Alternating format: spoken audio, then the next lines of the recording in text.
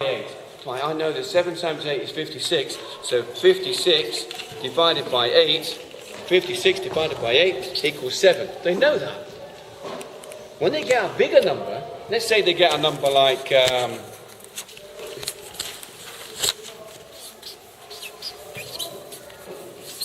when they get that.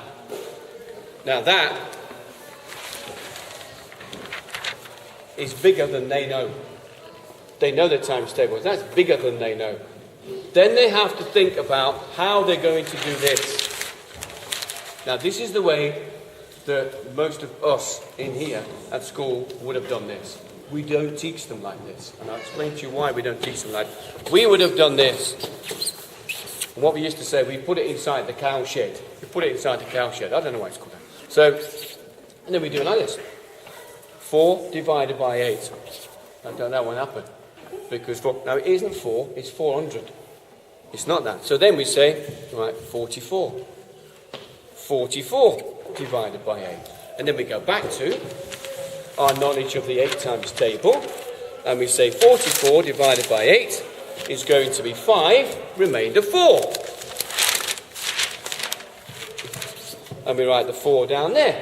And then we go back to our knowledge of the 8 times table. And we say 42 divided by 8 is going to be 5, remainder 2. So 5, remainder 2. And there's the answer. So, you know, the answer is 55, remainder 2. We don't teach the children to do it like that. What we teach the children to do is this. We always make sure the children have a knowledge and feel happy with their maths. So we say to them, well, what do you know about the 8 times table? What do you know about the 8 times table? And the children say, right, I know that. I know that 10 times 8 is 80. I know that 5 times 8 is 40. They know that.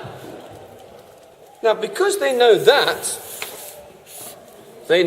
20 times 8 is double that, is 160. And then they know that 40 times 8 is 320. And you see, the reason why we do this is, I know this looks very long, but when you look at how much maths they have to know to do this, this is what makes them good at maths. Not to do this. It's about this. When they get to year 6, and especially when they get to year 7, they're kind of expected to do this. But they can normally do this at year 7 because they can do this.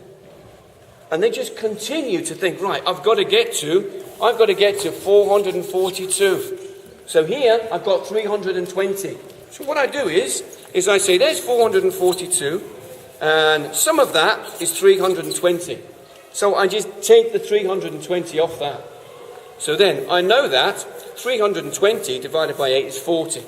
So it's got something to do with 40. Then I say, right, my target number is 442. So, I need to count and see what I've got left. So I count up there to 400, and this is 80, and I go up to 42, like that, so that's 122. So I'm left with 122. And then they go back to, right, it's now 122 divided by 8, because I know what 320 divided by 8 is, because I know about my 8 times table. So I know that, right, 10 times 8 is 80. So I've got 80. 10 times 8 is 80. So I take 80 away from this. That leaves me with 42. Yeah? And then I know that 5 times 8 is 40. 5 times 8 is 40. And then that still leaves me with 2 left. So then I go 40 plus 10 plus 5 is 55. And it's a remainder 2. Now I know it's very, very different.